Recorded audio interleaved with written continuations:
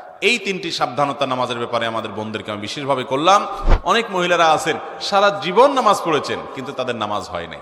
যে অনেক বোনরা আছেন রাত বিরাত পর্যন্ত, এটা শুধু এই অঞ্চলে নয়, সারা দেশে এই রোগ, যে রাত গভীর রাত পর্যন্ত মোবাইলে টিপাটিপি, টেলিভিশন দেখা দেখি, এগুলা করতে করতে আমাদের রাতের বড় অংশ কেটে যায়। ফজরের নামাজ পড়া হয় না, সন্তানদের পড়তে দেই না, নিজেরা পড়তে পারি না।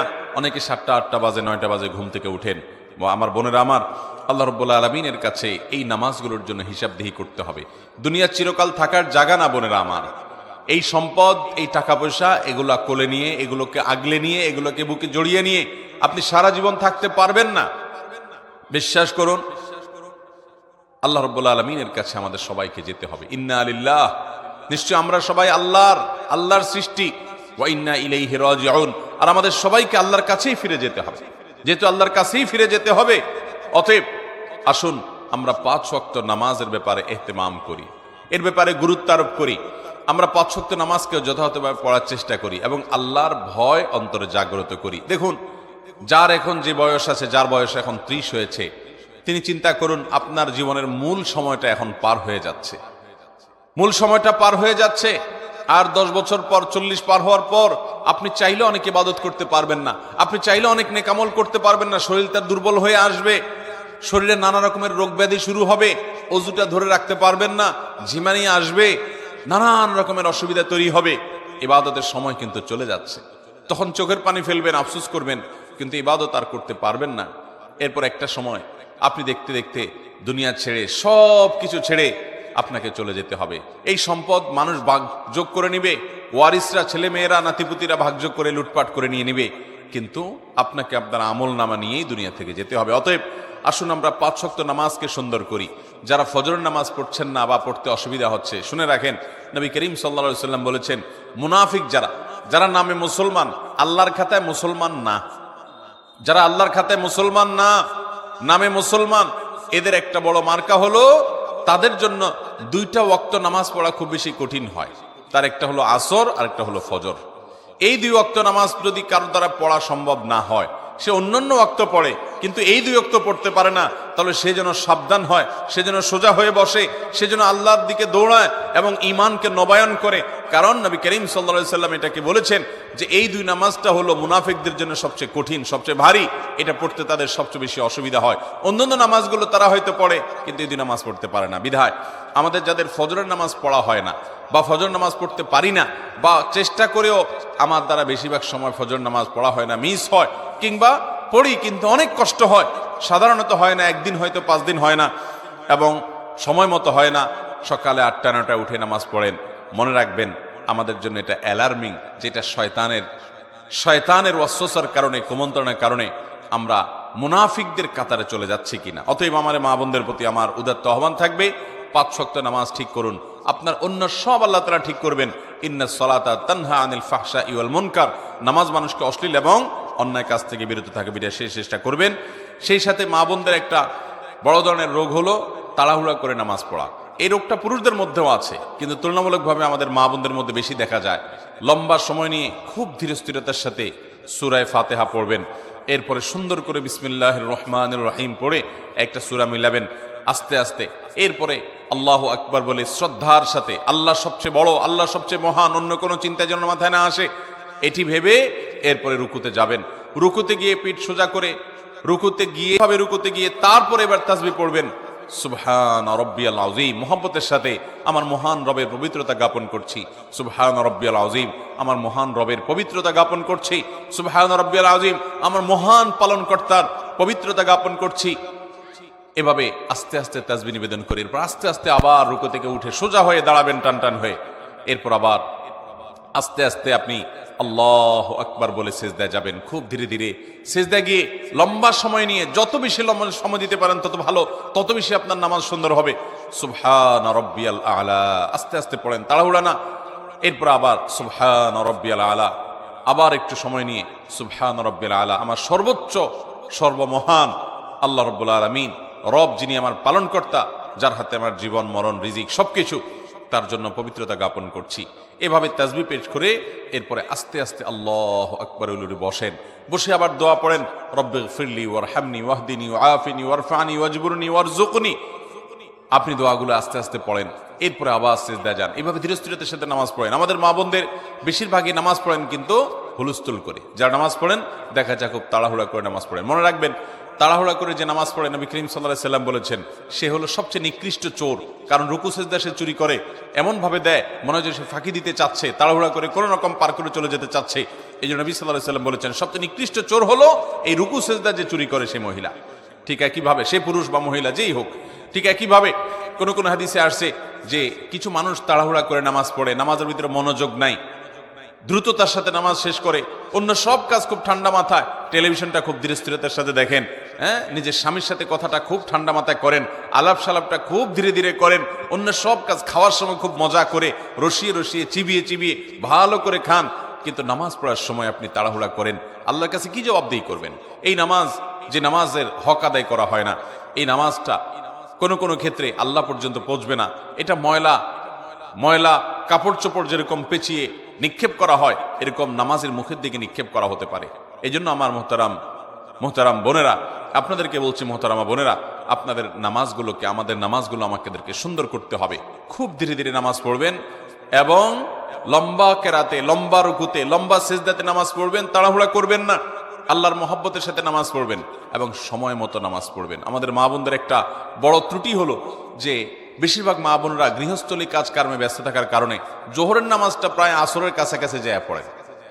কারণ রান্না বাড়া শেষ করে ছেলে মেয়েদেরকে খাওয়ানোর পর, তাদেরকে গোসল টোসল দেওয়ানোর পর, নিজে গোসল টোসল করে সব গোছায়ে সামলায়ে তারপর তিনি দেখা যায় নিজে নামাজ পড়তে যান। ততক্ষণ দেখা যায় 3টা বেজে যায়, সোয়া 3টা বেজে যায়, অনেক সময় আসর ওয়াক্ত হয়ে যায়, আসর ওয়াক্তের কাছাকাছি হয়ে যায়। এটা খুবই ভয়াবহ একটা বিষয়। অনেক মহিলা আছে আমাদের দেশে যে সারা জীবন তাদের জোহরের নামাজটা হয় একেবারে শেষ ওয়াক্তে। মনে রাখবেন, নবী করিম সাল্লাল্লাহু আলাইহি সাল্লামকে জিজ্ঞাসা করা হয়েছিল সবচেয়ে উত্তম নামাজ কোনটা, সবচেয়ে উত্তম আমল কোনটা? তিনি বলেছেন আস-সালাতু লি আউয়ালি ওয়াক্তিহা, ওয়াক্ত হওয়ার পর শুরুর দিকে নামাজ আদায় করা, এটা হলো সবচেয়ে উত্তম আমল। অতএব আপনারা এই আমলটার ব্যাপারে খুব বেশি যত্নশীল থাকবেন, খুব বেশি মনোযোগী হবেন এবং আল্লাহর জন্য নামাজকে সুন্দর করবেন। আল্লাহ তাআলা আপনাদেরকে সেই তৌফিক দান করুন।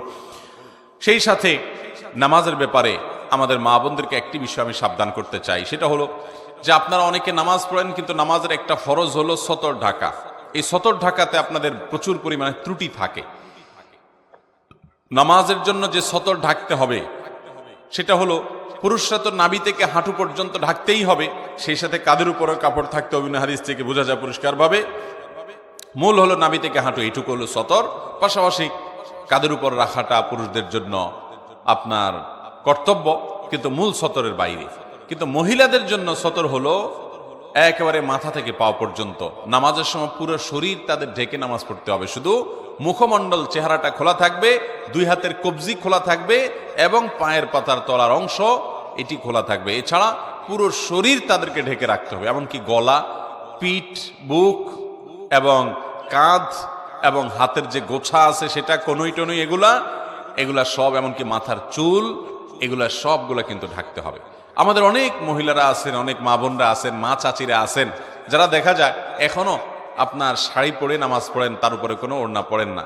আপনি শাড়ি পরে নামাজ পড়েন কিন্তু তার উপর আপনাকে একটা বড় ওড়না বা কিছু দিয়ে আপনার পুরো শরীরকে ঢাকার চেষ্টা করতে হবে। শুধু শাড়ি পরে নামাজ পড়লে আপনার হাতের কোনোই দেখা যাবে, আপনার পেট বা পিঠের বা কিংবা কাঁধের কিছু অংশ আপনার দেখা যেতে পারে, চুলগুলা বের হয়ে যেতে পারে। যদি আপনার পুরো নামাজ জুড়ে এরকম শরীরের সমস্ত অঙ্গ প্রত্যঙ্গ খোলা থাকে, আপনার নামাজ হবে না। অনেক মহিলারা আছেন সারা জীবন নামাজ পড়েছেন কিন্তু তাদের নামাজ হয় নাই। অতএব আমাদেরকে মনে রাখতে হবে, মাথা থেকে পা পর্যন্ত মহিলারা নামাজের জন্য পুরো শরীরকে ঢেকে নামাজ পড়বেন, এটি তাদের জন্য ফরজ। এটি না হলে তার ফরজ তরক হবে, নামাজই হবে না। বিধায় এই 3টি সাবধানতা নামাজের ব্যাপারে আমাদের বোনদেরকে আমি বিশেষভাবে করলাম। আর যারা বয়সে অনেক তরুণী আছেন, আমাদের অনেকে আছেন নামাজের গুরুত্ব এখনো বুঝি না। দেখুন, আল্লাহ রাব্বুল আলামিনের কাছে আমাদের সবাইকে চলে যেতে হবে, খুব দ্রুততার সাথে চলে যেতে হবে। আমরা কেউ এখানে থাকতে আসি নাই, জিন্দেগি পার হয়ে যাচ্ছে। বিধায় এই ফরজ নামাজকে আমরা খুব গুরুত্বের সাথে পড়বো ইনশাআল্লাহ। দ্বিতীয়ত যে নসিহা থাকবে তা হলো, আল্লাহ রাব্বুল আলামিনের কাছে নারী হিসাবে আপনাদের একটা বিশেষ জবাবদিহিতা আছে, সেটা হলো আপনি কতটা পর্দা পশিদা করেছেন। পর্দার এই বিধানটাকে আল্লাহ তাআলা ফরজ করেছেন। সূরা নূর বেশি বেশি করে পড়বেন, সূরা আহজাব বেশি বেশি করে পড়বেন। এই দুই সূরাতে পর্দার বিধানগুলো আল্লাহ তাআলা বিস্তারিত পুঙ্খানুপুঙ্খ আলোচনা করেছেন।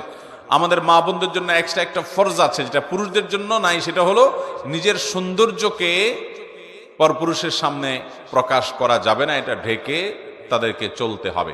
পুরুষদের জন্য যে নির্দেশ আছে এই সংশ্লিষ্ট, সেটা হলো তারা চোখের হেফাজত করবে, চোখকে অবনত করবে। কিন্তু মা বোনদের জন্য নির্দেশ হলো তারা নিজেদের এই সৌন্দর্য, আল্লাহর দেয়া সৌন্দর্য অর্থাৎ পুরো শরীরকে তারা ঢেকে ঢুকে রাখবে। নবী করিম সাল্লাল্লাহু আলাইহি সাল্লাম বলেছেন, আলমার আতু আওরা, একজন নারী পুরাটাই হলো আবৃত রাখতে হয় তার নিজেকে। যদি কোনো নারী বাসা থেকে বের হয়, ইস্তাশাফাহা শয়তান, শয়তান তার পিছে লাগে এবং তাকে দিয়ে বহু মানুষকে বিভ্রান্ত করে, ঈমান হরণ করে, তাকওয়া হরণ করে, চোখের গুনাহ করায়, মনের জেনা করায় এবং তাকে হারামের দিকে নিয়ে যায়। এজন্য মা বোনদের কর্তব্য হলো তার কারণে কোনো পরপুরুষ যেন ফিতনায় পতিত না হয়। এবং এই জন্য নবী করিম সাল্লাল্লাহু আলাইহি সাল্লাম বলেছেন, কোন নারী যদি সুগন্ধি ব্যবহার করে এবং সুগন্ধি ব্যবহার করে যদি বের হয়, উদ্দেশ্যই হলো যে তার এই সুগন্ধি তিনি যখন রাস্তা চলাফেরা করবেন, আশেপাশে মানুষের নাকে যাবে, পুরুষদের দৃষ্টি আকৃষ্ট হবে, তারা তার দিকে আকৃষ্ট হবে, তাকে নিয়ে কল্পনা জল্পনা করবে। এরকম যদি কোনো নারী সুগন্ধি ব্যবহার করে বের হয়, তাহলে সে জান্নাত তো দূরের কথা, জান্নাতের ঘ্রাণ পর্যন্ত পাবে না। মোহতারাম বোনেরা আমার, এই জন্য আপনাদেরকে পর্দার বিধানটা খুব ভালো করে মেনে চলতে হবে। কোনো পুরুষের সাথে আপনার যদি কথা বলার দরকার হয়, আপনি 100 বার বলবেন, কিন্তু সেটা হলো প্রয়োজন মতো। অপ্রয়োজনীয় আলাপ করা যাবে না, বেহুদা আলাপ করা যাবে না। কেমন আছেন, কি খাইছেন, অপ্রয়োজনীয় কথা বলবেন না। কোনো দরকার হলো তো আপনি কেনার দোকানদারের কাছে কথা বলতে হলো, তো আপনি কথা বলবেন। কিন্তু সেখানে আবার অনেক মা বোনরা আছেন, অন্য পুরুষের সাথে কথা বলার সময় কৃত্রিম সুরে কথা বলেন, একটু মিষ্টি সুরে কথা বলেন, একটু কোমল কণ্ঠে কথা বলেন, একটু নিজের কণ্ঠটার ভিতরে বিশেষ মাধুর্যতা এনে কথা বলার চেষ্টা করেন। কোরআনে কারিমে আল্লাহ রাব্বুল আলামিন স্পষ্ট নিষেধ করেছেন যে তোমরা যখন পরপুরুষের সাথে কথা বলার দরকার হবে, কোনো প্রয়োজনে তোমরা কথা বলবে, ফালা তাখদা'না বিল কওল, তখন তোমরা কথাকে কোমল করে বলবে না, কথার ভিতরে কোমলতা সৃষ্টি করবে না, বরং স্বাভাবিকভাবে কথা বলবে। ওয়াকুলনা কাওলাম মারুফা, স্বাভাবিক কথা বলতে হবে। আমাদের বোনরা, মায়েরা অনেকে এই পর্দার বিধানগুলোকে লঙ্ঘন করেন। সোশ্যাল মিডিয়াতে অনেক মেয়েরা আছেন, নিজেদের ছবি, উন্মুক্ত ছবি আপনারা তুলে সেটাকে আপলোড করেন, আপনার স্বামীর সাথে ছবি আপলোড করেন, আপনি নিজের ছবি আপলোড করেন, বান্ধবীরা একসাথে হয়ে আপলোড করেন। আপনি একজন প্রাপ্তবয়স্কা নারী হওয়ার পর, আপনি বয়স্ক বা প্রাপ্তবয়স্ক হওয়ার কাছাকাছি পৌঁছে গেছে আপনার মেয়ে, সেই মেয়ের ছবি তুলে আপনি ফেসবুকে আপলোড করলেন। তাহলে সেক্ষেত্রে আপনাদের ছবি দেখে যত পুরুষ চোখের জেনায় লিপ্ত হবে, তারা সবাই তো তাদের অপরাধ করবেই। আপনারা যারা নিজেদের ছবি আপলোড করেছেন, আপনি শুধুমাত্র এই ছবি আপলোড করে যত মানুষ চোখের জেনা করছে, তাদের সবার সমপরিমাণ গুনাহের ভাগীদার আপনাকে হতে হবে। ঠিক একইভাবে দেখা যাবে এই ছবি আপনি আপলোড করার পর আপনার এখান থেকে কতজন কপি করে নিয়ে গেছে, কত বাজে বাজে জায়গায় ব্যবহার করেছে, কত পুরুষরা সেটা দেখছে, কতজন এটা দেখে আপনাকে নিয়ে মনে মনে জেনা করছে। এর সবগুলোর পাপের ভাগীদার কিন্তু আপনাকে হতে হবে। একজন নারী, মুসলিম নারী, তার সম্ভ্রম, তার ইজ্জত অনেক দামি। তিনি চিন্তা করবেন আমাকে নিয়ে কেউ বাজে চিন্তা করতে পারে, এমন কোনো জায়গায় আমি নিজেকে উপস্থাপন করব না। আপনি যখন আপনার ছবিকে ফেসবুকে ছেড়ে দিবেন, টুইটারে ছেড়ে দিবেন, অনেক বোনরা আছেন যে আজকাল দেখা যায় টিকটকে নিজেদের ভিডিও ছেড়ে দেন, ফেসবুকে নিজেদের ভিডিও ছবি ছেড়ে দেন, নিজেদের ব্যক্তিগত পারিবারিক বিষয়াবলীগুলোকে ছেড়ে দেন। আপনার শরীর, আপনার শরীরের সৌন্দর্য, এটা আপনি